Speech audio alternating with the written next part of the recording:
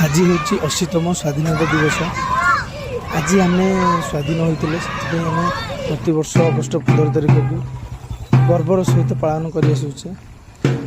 ये हूँ आमर कंटी सिद्धेश्वरी शिशु विद्या मंदिर जोटिक देखु केते पिला पाठ पढ़ुं। मुझे देखिली आज प्यारेड है बेले रास्त केते गाड़ी जाऊँ भल केयरिंग अच्छी सब गुरुजी गुरुमा पूरा सचेतन पिला माने केते छोट छोट पिला एलकेजी यूकेजी ठारू आरंभ कर सप्तम श्रेणी पर्यटन पिला पढ़ुं।